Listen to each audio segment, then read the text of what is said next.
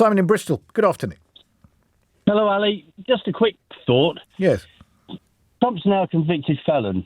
Yes. And a convicted felon can't join the military in America. The Constitution basically says you cannot become part of the military. Can be president, though. The president can't, can he?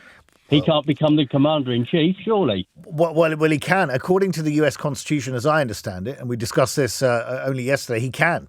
And that is the weird anomaly in the Constitution. But he can, and he potentially, if he was elected, and it looks like on these convictions, it's highly unlikely that he's going to actually have to serve jail time. He'd probably get a fine or some sort of suspended sentence. But he's got 3 other cases coming down the track, one of them being very, very serious one about potential interference in votes in Georgia at the last election. If that results in a conviction, you could be in the situation, Simon, where a president of the US could be running the Oval Office from a prison cell. Yeah, no, I get that. It just seems very, very odd. It seems odd to me too, but it can happen. It does make a mockery of the whole Constitution, which opens all sorts of holes up, I think. And to be honest with you, America will look bloody stupid if they do let him take office. I mean, he's a rapist as well. I mean, okay, he's not a felon in that realm. He would argue. I mean, he would argue that if you make a charge, he's not been charged with this in a court of law and convicted on it. So we have to be a bit careful about that. But Simon, what does it say? Given what you've said, I mean, you're deeply uncomfortable with a convicted felon running for office. I mean, I am too. I've got to be honest. I mean, I think the leader of the free world, who has now been convicted in a court of a criminal on criminal charges. If that happened here, they wouldn't last till the end of the day. I mean, America, I know, has its own rules and it's got its own constitution and all the rest of it. Do you think that this prosecution and conviction is actually going to boost his chances or harm his chances of re-election? Well, I think if people really start to properly look at it and think, okay, he's a felon and now he's going to be given the access to nuclear buttons again. I mean, the blokes are obviously convicted because they considered that he was telling lies in court and his case didn't stand up. So how the hell can you put somebody in charge of the nuclear button that is actually known to be a criminal? Well, he didn't press the button last time and he didn't start any wars, Simon. No, he didn't. But what I'm being is a little bit perhaps I know. Extreme. But the bottom line is, how can you possibly trust them to do anything within law? Understood. Simon, thank you. You can see and you can smell the fear in their voices and the way they're talking over Trump, the desperation that no matter what they try, they can't get him. Everybody's talking about him being a felon. He's not really a felon. The judge changed the rules at the last minute, and from being a misdemeanor to being a felony, they had to jump through tremendous hoops. People can see what's going on. The last election was a stitch-up. It wasn't a stitch-up in the ballot box. It was a stitch-up in the media, on Twitter, the CIA getting stories banned about the Hunter Biden laptop, who still hasn't been prosecuted and put in prison or anything done about that. None of the dodgy links that led back to Biden have been followed up. This is absolute desperation. They're going to keep going and they're going to get him voted in just by their mere actions of trying to stop him. That's very interesting, Nick. But do you not lament the fact that the leader of the free world could be a convicted felon, or does it not matter at all? Is it up to the US people to decide? Well, it's up to the US, but like I said, he shouldn't have been a felon. It was a misdemeanor. Yeah. This kind of crime has never been prosecuted as a felony before. Do you think Boris Johnson's right, then, that this is a mob-style hit job of a galactic scale? Absolutely, and everybody can see it. I mean, I've watched some programs yesterday and various stuff going online where even a lot of Democrats are saying, what are we doing? And you're right about it. Trump's coming after them when he gets in. Well, that is going to be very interesting. My fear is that Trump may win the election, and I can't fathom why that would be so. The man lies every time he opens his mouth. And my fear is that Europe, that this should concern us, the outcome of that election, because my fear is that Europe will suffer and it will break up. Now, tell me, why do you think Europe will suffer on the back of it, Jo? Because of the rise of the populist leaders. The autocratic type of dictator type demagogues. Yeah. Right. Yeah. You think it will encourage other similar types of leaders in Europe on the back of the example that Trump is showing and has shown? Yeah. I see what you mean. Democracy is very fragile everywhere. Yes. Well, I think that's a very astute observation, Joe, because I've got a piece in front of me from The Economist, which was only out a few days ago, entitled, "Why is America Vulnerable to a Despot?" And it actually quotes Robert Kagan, a former foreign policy advisor to various Republicans, who wrote an essay for the Washington Post arguing this, and I quote, "There is a clear path to dictatorship in the United States, and it's getting shorter every day. The Constitution works because it's employed with rules and norms that we all abide by. But Mr. Trump, in his view, his will and continue to erode those rules and norms, and therefore is a threat to democracy as we know it." I mean, Joe, this individual, Robert Kagan, who's a very respected analyst, he's basically endorsing your view, Joe. Well, there you go. But you do go, I agree with you, but then you heard Nick Bryant, you may have heard Nick Bryant, who I was speaking to, a foreign correspondent earlier at the top of the hour, basically saying, it's got nothing to do with whether Trump is divisive or what his policies are. It's to do with the fact that he is seen as an outrider and someone who's going to challenge the liberal establishment that's basically looked down, it's sneering nose at people across the US and treated them very, very badly and not regarded their concerns with any importance whatsoever. He's a reactionary leader, basically supported by people who feel ignored. I don't agree with that. I mean, I've been following American politics for a while, and if anything, it's a complete reversal, because the last, when he was last in, he gave all the billionaires and everybody their huge tax break. That's a good point. Which is forever.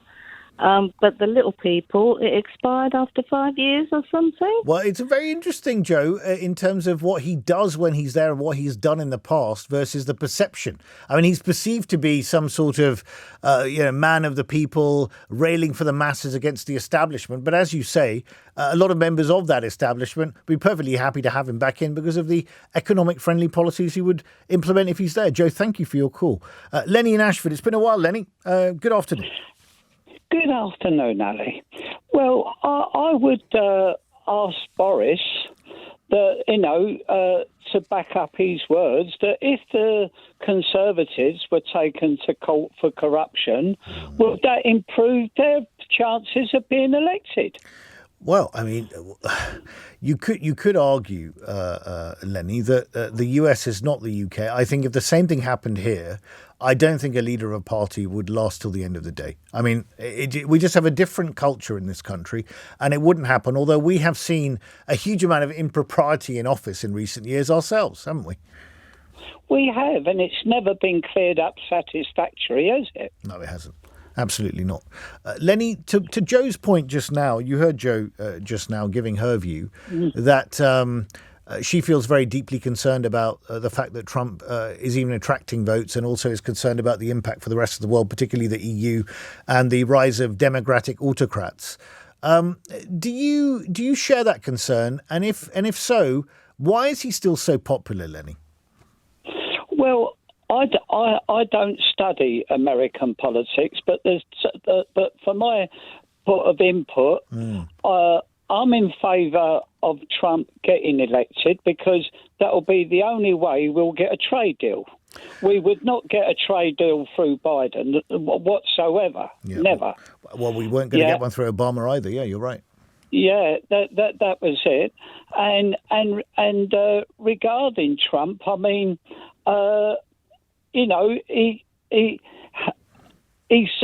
when he's talking about he's had all this donations, since he's been to court. Yeah. The 35 bit that million. worries me is where has that information come from? Is he telling the truth?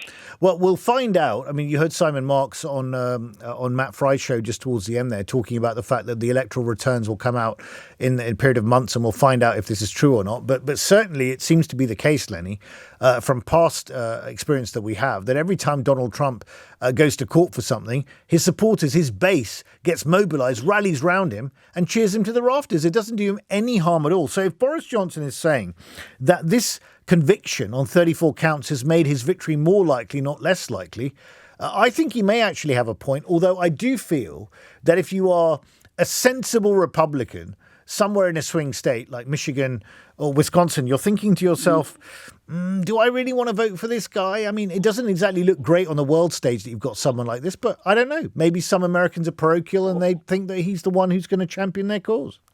Well, it'll actually, when they get in to vote, it'll be their conscience that will be voting, and we'll see if they've got a conscience, the Americans, won't we? Well, very, very controversial, Lenny. That's exactly what a lot of people said last time, and a lot of Americans rail against that kind of comment, saying, Lenny, you're being sneering and looking down on them. But Lenny, as always, a complete pleasure to speak to you. Lisa in Hexham, good afternoon. Hello. What would you like to say, Lisa? Just basically, I moved away from America. Oh. We lived there for 17 years, went over part of a job. Okay, and yep.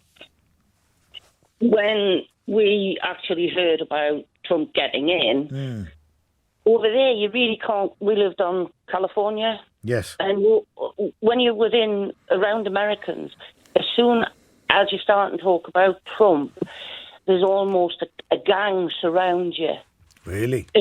That's even before you say whether or not you like him or you don't like him. But you were in California, Lisa. Whereabouts in California were you? Oh, Los Angeles. Well, there you go. What do you expect? Well, there used to be lots of running jokes, and I used to get annoyed by the mentality and how they would call other people things they shouldn't really call them. Right. I mean, I don't mind. I get called names now and again, and I perfectly deserve them. But looking down on people, basically, Lisa, who were supporters of Trump, is that the point? It's just basically to come out the woodwork. As soon as you mention his name, they just come out the woodwork. It's like a biker gang. You turn up on a nice, like, plastic BF motorbike, and they're all round with the Harley Davidsons. But what it was we were starting to feel really quite. The closer the 2016 election got, the closer we were really worried. So when he got in, we just noticed the level of hatred and the violence and basically the whole culture had changed. Even the way everybody reacted was just more brutal, more judgmental, no room for the yes or no argument. It either was a yes or it wasn't, or a no. There was no abstention. You couldn't sit on the fence. And we thought, this is just out of it. We actually thought there was going to be some form of war. Really? And when did you come back, Lisa? When did you come back from the US? Last year. So was this a fundamental factor in triggering your decision to return to the UK?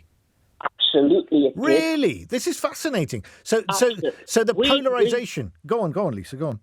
Sorry, we just went and we sold everything, lock, stock and barrel. We left the car in the garage. We sold the house, the furniture, the whole lot. Really? We would have done it before COVID, but COVID hit.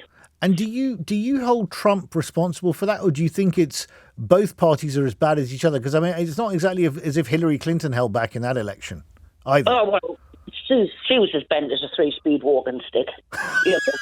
I haven't heard that one before. Well, I mean, absolute power corrupts absolute, and that's exactly what it was. Well, Lord Acton, yeah.